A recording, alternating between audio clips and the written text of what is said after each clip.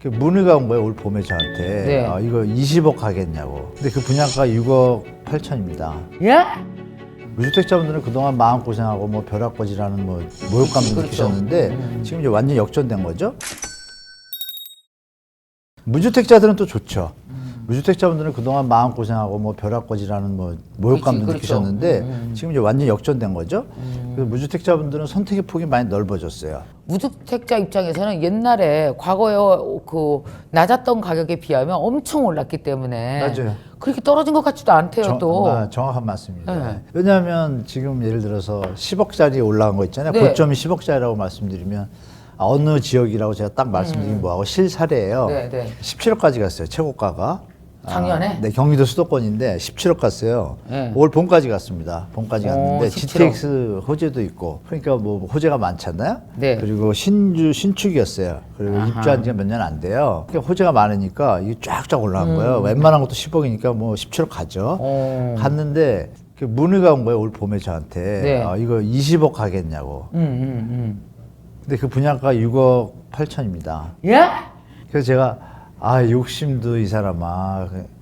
내가 볼 땐 내려가니까 17억인데 16에 팔아라. 팔으면 아마 11억, 12억 될 때가 올 수도 있다. 오케이, 그럼 오케이. 또 본다. 못 팔죠.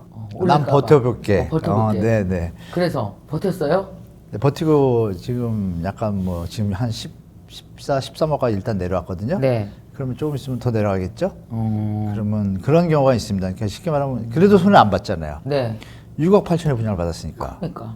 그래도 많이 남아있죠. 그러니까 내려온 게 아닌 거예요, 아직도. 그러니까 우리 이제 일반 무주택자 입장에서는 맞아요. 내려온 6억 게 8천이란 아니지. 분양가를 알거든요. 어. 근데 저 집이 왜 20억 웃기네 이랬다가 그렇지. 뭐 15억 더 에이, 웃기네 더 내려와 이러고 있는 거죠. 안 사는 거죠. 무주택자분들은. 살 일이 없죠. 이 비싼 금리에. 그렇지. 내가 무슨 은행에 돈 대줄 일이 있어? 그렇지. 뭐 이런 생각들을 가지고 계시고 또 부담이 되는 수준이에요. 우리 저 서울 시민의 평균을 내보면 소득이요. 상상도 못 하시겠지만 70%가 연봉 6천 이하예요. 서울 시민의. 근데 서울이 무주택자가 50%, 유주택자가 50% 되거든요. 네. 정확히는 이제 무주택자가 더 많죠. 한 51점 몇 그쵸? 프로인데 그분들은 대부분이 평균적으로 보면 다 6천 이하라는 얘기잖아요. 70% 밑이니까. 5천 이하, 4천 이하인데 거기서 이제 계산을 해보면 지금 집값에 이자를 낼 일이 없어요. 그러네. 안 됩니다. 안 그러니까 되죠. 집값이 더 내려올 수밖에 없어요. 작년 재작년에 집값이 오른 거는 그들의 실질 소득으로 올린 게 아니고 네네. 금융으로 네, 금융으로 올린 땡겨서 겁니다. 그냥 올린 정확하십니다. 거예요. 네. 레버리지로 그러니까 다 빌린 돈으로 다 같이 집값이 올랐다가 네. 결국엔 이자만 남고 내려가는 중이네요. 이자 그렇죠. 부담만 남고. 네, 맞습니다. 야, 잘못 그랬군요. 들어가는 분들은 이제 자산마저 날리게 되는 거죠. 그렇죠. 그런 시장이죠, 지금이. 근데 여기서 네. 우리 한문두 교수님께서는 2028년까지 최대 40% 집값이 떨어진다라고 예측하셨어요. 2028년까지 딱 떨어지는 것이 아니라 최대 40%는 확정적이고 오. 심하면 50%까지. 근데 이거를 이제 방송에서 자주 말씀 안 드렸는데 이제는 말씀드려도 될 것 같아요. 오. 50% 떨어질 가능성이 있다. 저도 이제 경제를 조금 봤는데 경제 상황이 이렇게 녹록치 않습니다. 이미 반토막 난 데 많잖아요. 경기도에는 많습니다. 아 그래요? 근데 뭐 어디라도 동네 얘기하면 또 미안하니까 제가 그렇게. 뭐 본인들이 아실 거예요. 저기 계신 분들이 50% 된 곳들이 꽤 있습니다. 뭐 한 그리고 강남도 지금 40%대 빠진 데도 많고요. 강남 4구 중에. 진짜? 현재 서울도요. 강남은 제가 얘기 드릴게요. 왜냐하면 40% 빠졌어도 비싼 집값이니까 뭐 부담이 없으니까. 강남의 4구 중에 강동구요. 강동구에 고덕 롯데캐슬 맞아. 빵빵빵 있어요. 고덕 얘기 들었어요. 이게 16억 8천 가다가 지금 11억이에요. 그럼 거의 35% 40% 빠졌죠? 그리고 그렇구나. 또 근처에 또 한 1000세대짜리 몇 년 안 된 거 있어요. 그라 뭐 있는데 그것도 그것도 동네, 강동구. 16억 찍었는데 지금 10억이에요. 거래가. 그러니까 이런 분위기니까. 내가 만약에 16억에 샀으면 어떡해? 그러니까 아까 말씀드린 그 상황이 된 거죠. 레버리지를 많이 일으켰으면 잠 못 주무시죠. 진짜 힘드시죠. 몇 억이 날아가는 이게 월급쟁이들한테 네. 몇 억이 그냥 생돈이. 그렇죠. 자기 있던 자산마저 날리게 된 거죠. 그러면 지금 교수님 말씀하시는 못 2022년에서 2028년이면 이제 내년 2023년 다 왔으니까 네, 다 왔죠. 약 한 5년에서 뭐 6년, 7년 뭐 한 이 정도 잡는다고 보자고요. 네, 네. 28년까지 봤었죠. 그럼 이동안 집값이 계속 추가로 계속 지금부터 40% 50%까지 떨어질 거다라고. 네, 그렇게 봤었는데 네. 우리 미국 파월 아저씨가 네. 이렇게 급하게 짧은 시간에 올릴 줄은 저는 상상 못 했거든요. 그 60년 역사 중에 딱 한 번밖에 없었어요. 미국도 폴 볼커라고 옛날에 저 70년대 그 위기가 있었거든요. 그때도 네. 금리가 10%일 때 20%까지 올렸거든요. 1년 반 만에 기준금리를. 네. 그런 시절이 오를 거라고 생각 안 했는데 그때 모르고 이거 그냥 그거가 없었을 때 이 예측을 하신 거죠? 폴 볼커 그 데이터를 다 이미 알고 있으니까 네, 네. 지금 물가가 갑자기 물가가 올라야 되는데 안 오르고 이게 묘한 상황인 거예요. 그래서 보니까 다 알고 있던 거예요. 윗 사람들은 알고 있고 오케이. 우리 이제 서민들은 모르시잖아요. 바쁘시니까. 그러니까 저는 딱 보니까 이건 금리를 한 1, 2년 안에 전 2년 생각했어요. 2년 동안 차근차근히 올릴 줄 알았더니 이거 뭐 6개월에 확 올려버렸잖아요. 그건 제가 예측 못한 거예요. 야 이렇게 짧게 올리면 충격이 안 오나 조마조마할 정도로. 근데 크지, 미국이 자기들이 버티니까 딴 나라들은 신경 안 쓰는 거예요. 그럼 이건 한 1, 2년 더 걸리겠네. 근데 일단 내년은 무조건 침체입니다. 100%. 그거는 뭐 작년부터 올 초부터 다 알고 있었고요. 시청자분들은 이제 죄송한 얘기지만 이제 상승론이나 이런 분들이 자꾸 반등한다. 내년 초에 금리를 멈추면 다시 집값이 오른다 이러시는데 여러분들이 정확히 아셔야 될 건 겁니다. 미국에서 한 11번의 경기 침체가 있었는데요. 네. 그때마다 한 3, 4번 정도가 경제가 좀 잡히는 것 같아서 물가가 잡히는 것 같아가지고 다시 이제 금리를 인하해 준 거예요, 바로. 네. 바로 인하니까 물가가 리바운딩 되는 거예요. 다시 뛰는 거예요. 그거를 겪고 나니까 경험이 생긴 거예요. 이거 안 되겠구나. 그래서 그다음부터는 80년대 이후죠. 그때부터는 버블이나 이런 게 터지면 금리가 인하해 주잖아요. 버블이 터지면 경제를 활성화하느라고. 경제가 지금 거품이 생기면 딱 금리를 인상하고 나서 막 경제가 이상하고 이러면은 거기서 바로 안 내려주고 6개월에서 1년을 갖다가 이렇게 서베이를 해요. 그냥 놔두고. 그러면서 경제상을 보면서 조금씩 내리든지 이렇게 1년 동안. 그러면 그게 그동안 망할 사람 망하는 거잖아. 정리가 되는 거죠, 버블이. 그러니까 망할 사람은 과욕을 부린 사람들은 망하는 거죠. 그 대신에 이제 벼락거지가 됐던 분들은 이제 정상화되는 시장을 보게 되시는 거고 그 과정이 이제 보통 6개월에서 1년은 봐요, 재무당국에서. 우리나라도 알아요. 그래서 그러면 내년 한 해 동안은 물가가 2%가 돼도 만약에 돼도 바로 안 내립니다. 무조건 1년은 그 금리로 가요. 그럼 그 1년 동안 못 버티는 분들은 정리가 되겠죠? 그렇지. 그 정리되는 와중에 우리나라는 지금 이제 입주 물량도 또 많아요. 강남 사고 같은 거. 내년 봄에 아마 강남 사고 전세가 더 내려갈 겁니다. 지금도 많이 내려갔거든요. 그래서 반포 매매가 40억짜리. 네. 전세가 작년 가을에 23억. 지금 13억. 이분들 어떡하죠? 10억을 메꿔야 되잖아요. 메꿔야 되네. 자산가들은 괜찮지만 갭 투자하는 사람들은 박살났습니다. 특히 강남에. 정말 실화 얘기 드리면 저번에 한번 말씀드린 것 같은데 모 기업 다니는 분이 네. 올인해가지고 딴 데 있던 분인데 강남 집을 배팅을 한 거예요. 오케이. 배팅하고 고시원에 살았어요. 1년 반째 사시다가 작년 겨울에 얘기를 듣게 됐어요. 제가 컨설팅 온 거예요. 그래서 제가 웬만하면 터십시오라고 했는데 그 뒤는 점점점 그렇습니다. 그렇게 탐욕에 불타오르면 그런 사람들도 있어요. 그분 고시원에 누구대 이 얘기하면 좀 충격받으실 텐데 딸 데리고 살아요. 네, 그렇게 탐욕이 무섭습니다. 근데 한 방은 맞잖아요.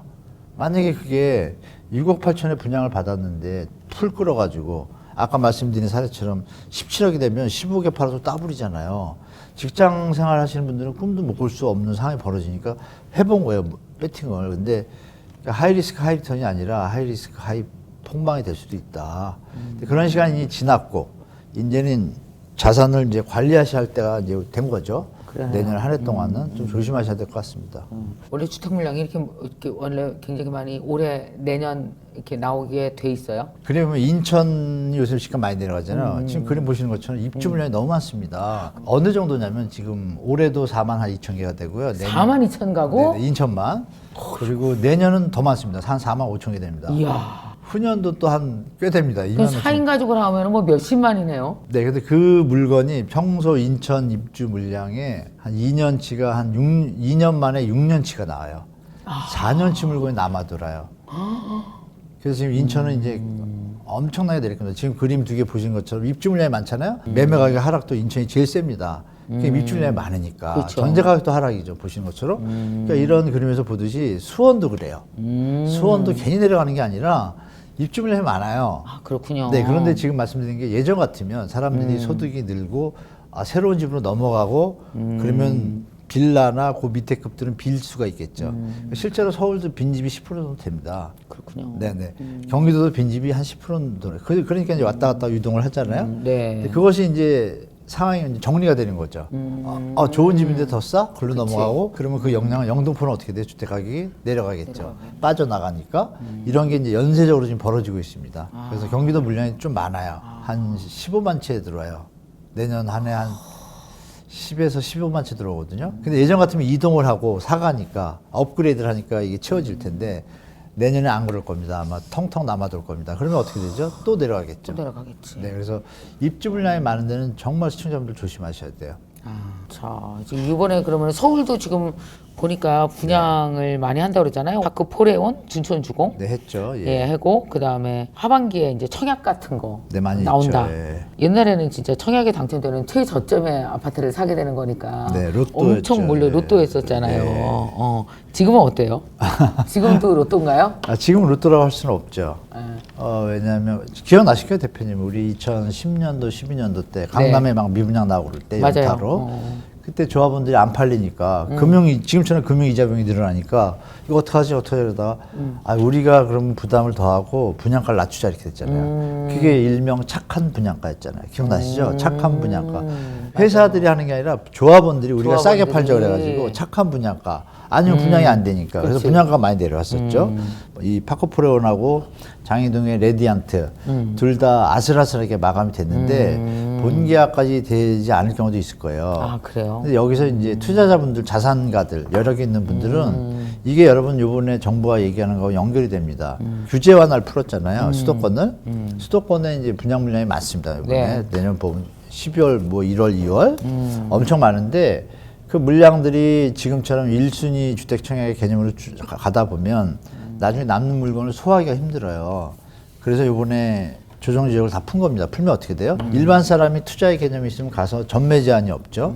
가서 사죠. 대출 많이 해줘. 그러면 옛날처럼 똑같아요. 전세 보증금 끼고 나중에 내가 갭 투자 대출 받고 돈 없이 사인해서 돈만 벌겠다라는 네. 그런 투자 심리를, 투기 심리를 일으킬 수가 있어요. 이거를 던진 거예요, 지금 정부가. 사실은 엄밀히 말하면. 근데 이게 과연 시장에서 먹히냐? 지금하고 내년 초까지는 잘 안 먹힐 것 같아요. 왜냐하면 계산이 좀 안 나와요. 잘못하면 물려요, 투자자 입장에서도. 그렇게. 이거 분양을 받았는데, 옆에 보니까 분양가보다 더 내려가네, 집이? 이거 할 일이 없네. 이건 물리면 잘못하면 큰일 나겠네. 그러네. 그럼 집값이 더 내려갈 때까지 좀 기다려보겠죠? 진정한 투자가라면? 그렇죠. 그래서 이 성적이 차기 현장들한테 지금 악영향을 미치고 있습니다, 사실은. 이게 분양 옛날 같으면 이게 원래 10만 청약설이었거든요. 네. 청약 한 10만 명 한다고, 포레온이. 그런데 이제 15,000명 했어요. 5대1도 안 돼요. 그래서 2순위에서 겨우 맞춰가지고 6, 7대1 된 거거든요. 그러니까 이게 미달이 났다는 자체가 상징하는 만큼인데 왜? 강남 4구잖아요. 네. 입지도 최고고 가격만 살짝 비쌌는데 이 정도면 네. 다른 현장은 어떻게 했어요? 입지도 떨어지는데 가격이 비싸면 거의 반토막 나겠죠? 그래서 미분양 시장이 이제 벌어질 거고 그럼 정부가 이제 말씀드린 규제 완화와 이제 임대사업자 제도를 풀 거예요. 네. 풀 때 정부는 이제 고민에 빠지겠죠. 제가 볼 때 정부가 올바로 한다면 건설해서 미분양된 것만 사라 이거예요. 제가 볼 때. 그러면 그건 공익적이잖아요. 그렇죠.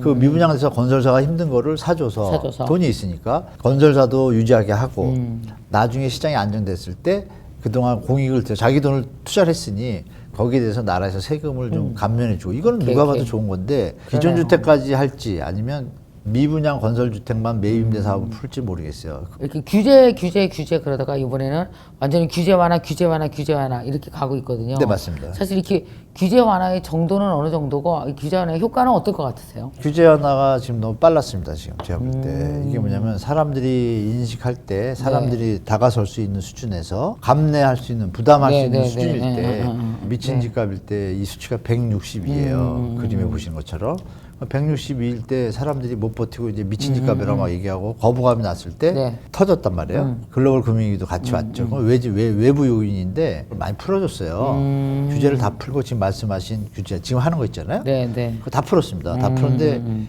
집값이 전세 대출 확대하면서 살짝 떴어요. 그러니까 이제 놀래가지고 이거 집값 또 뛰면 안 되니까 그때도 뭐 이런 정치적인 게 좀 있어가지고 잡아야 되니까 너무 뛰면 또 안 되잖아요. 그래가지고 다시 또 약간 대출을 규제를 했어요. 그러니까 네. 집값이 다시 또 내려왔다가 계속 한 4년 동안 쭉 침체하다가 또 똑같이 풉니다. 이렇게 쫙 풀고 재건축 규제 하나까지 다 풀고 전세 대출을 심하면 유주택자까지 해주게 됩니다. 네, 네. 그 투기하라는 얘기죠. 그러면서 이게 투기판이 된 거죠, 사실은. 그게 불길을 1년 뒤에 그걸 멈춥니다, 또. 1년 뒤에 놀래가지고 가계부채가 막 심각해지니까 전 합동부처 종합 뭐 가계부채 대책 방안이라고 1년 뒤에 또 회의를 해서 발표를 해요. 또 이제 규제를 해요. 시점이 있잖아요. 본의 아니게요. 네.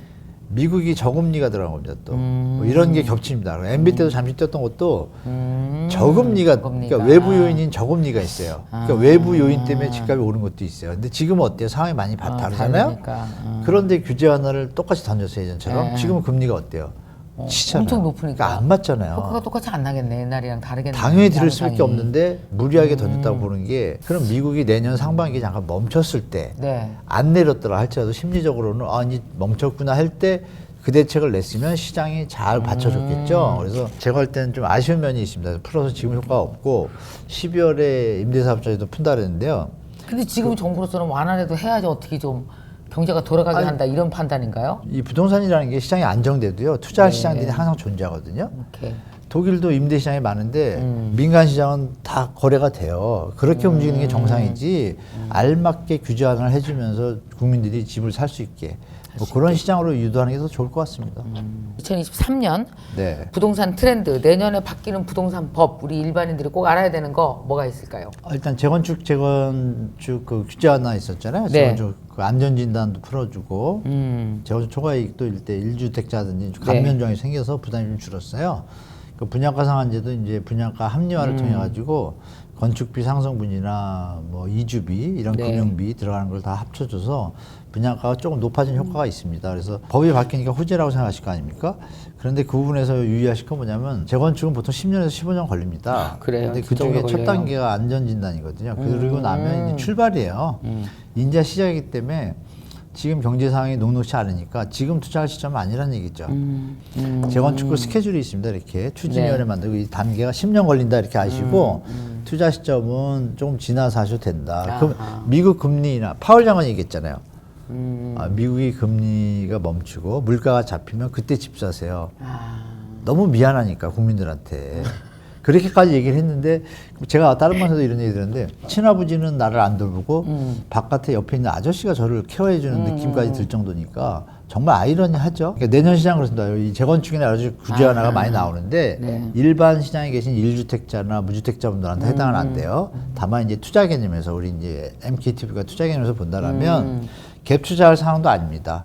우리 월급 셀러리맨들 입장에서 현명하게 하셔가지고 안전하게 갭 투자를 하고 싶은 분도 계실 거고, 전세를 레버리지로 삼아서 내가 10년 뒤를 보고 투자하실 분도 계신데 지금 타임은 아닌 것 같아요. 내년에 여러 가지가 나올 텐데, 저희 경험으로 대표님도 아시겠지만 이 위기가 1년 만에 회복된 적은 한 번도 없습니다, 역사상. 맞아요. 전 세계에서. 그래서 뭐 일종에서 얘기하는 뭐 법이 완화되고 규제가 완화되고 뭐가 풀리고에 너무 현혹되지 마시고, 그 중심을 잡으시면 보입니다, 시장에. 그 금리가 멈추고 나면 미국도 분명히 6개월, 1년 본다 그랬으니까 그때쯤에 시장을 보시면 시장에 보입니다. 투자할 거, 안 할 거, 여기는 아직도 안 빠졌네, 여긴 빠졌네. 그럼 그때 이제 계산하셔서 내가 이제 투자하면 투자 수익률이 있나 없나 그때 판단하셔야지, 지금 좀 성급하시고 내년 한 해 동안은 상반기까지는 계속 시장을 지켜보시다가 하반기에 뭐 러시아 우크라이나 전쟁이 끝난다든지 뭐 중국이 갑자기 살아난다든지 미국 물가가 확 잡히다든지 이러면 그때 같이 하셔야겠죠. 이게 금리와 물가와 전 세계 동향도 좀 보고 있어야 되는 거네요. 좀이 아니라 여러분한테 드릴 말씀, 그거부터 보셔야 됩니다. 그거부터 봐라. 제가 드릴 말씀은 그거 모르고서 투자 얘기하면 그건 좀 잘못된 길로 가게 돼 있습니다. 실수하게 돼 있고요. 보고. 지금 분양가에 포함되는 것 중에 여러분들 아시겠지만 이제 건축비가 많이 올라서 앞으로 분양가 안 내려올 거다라는 표현들이 많으신데요. 그건 좀 잘못된 겁니다. 왜냐하면 일부분만 보면 맞는 얘기예요. 우리가 이제 분양가가 15억짜리라고 가정을 하면 건축비가 개포동, 레미안, 강남 쪽에 최고로 짓는 것들은 한 1,000 정도 합니다. 한 평당. 1,000이면 30평이 얼마예요? 건축비가. 3억. 3억입니다. 근데 그게 20% 정도 오른 거거든요. 50% 올랐다고 칠게요, 건축비가. 그럼 4억 5천이잖아요, 건축비는. 분양가는 얼마예요? 15, 20이잖아요. 그러니까 1억 5천 올랐잖아요. 아직 여유가 많이 있네. 그러니까 거기. 집값은요. 그러니까 건축비 비중에서 사업비와 토지비가 더 많습니다. 그래서 건축비가 올랐다고 해서 그러니까 집값 자체가 건축비가 어떤 데는 뭐 30% 오른다고 치면 또 요즘 또 내려가고 있어요. 그럼 역으로 경제가 다시 안정되면 다 내려오겠죠. 그러니까 올린 것만 생각하시면 안 됩니다. 근데 그 와중에 비중을 따지면 10억짜리 집이면 똑같이 3억인데 4억 5천이 됐어요. 네. 이건 그냥 올라가라 이거예요. 근데 여기가 20% 내려오면 집값이 더 내려오잖아요. 그렇죠. 지금은 그런 시장상이라는 얘기죠. 그럼 보세요. 분양가를 이제 낮추는 제가 볼 때 낮출 것 같습니다. 낮춰지면 그분들의 논리가 안 맞죠? 제가 드린 말씀이 맞잖아요. 그래서 네. 생각 잘 하셔야 됩니다. 그래서 100원을 버는데 이걸 해서 10원의 원가가 20원으로 2배가 됐어. 그 90원으로 줄잖아요. 안 버나요? 벌잖아요. 그래서 이건 계속 시장 간다. 80원에 팔아야죠. 사람들이 안 사면 싸게 팔아야죠. 그래서 분양가는 그래도 내려올 가능성이 더 높다라고 말씀드리겠습니다. 이렇게 지혜롭게 지내시면서 이렇게 하셔라라고 이렇게 용기 있는 한마디를 좀 주신다면요. 사람이 이제 죽으면 뭐 아무것도 없잖아요. 공술의 공수거잖아요. 공술의 공수거거든요. 갑자기 왜 죽는 얘기를 하시면서요? 그러니까 이제 우리가 살아 있잖아요. 항상 이 행복한 삶을 누리고 있는데 그러니까 지금 어려우신 영끌하신 분들 네. 되게 힘들어하신 분들 많으실 거예요.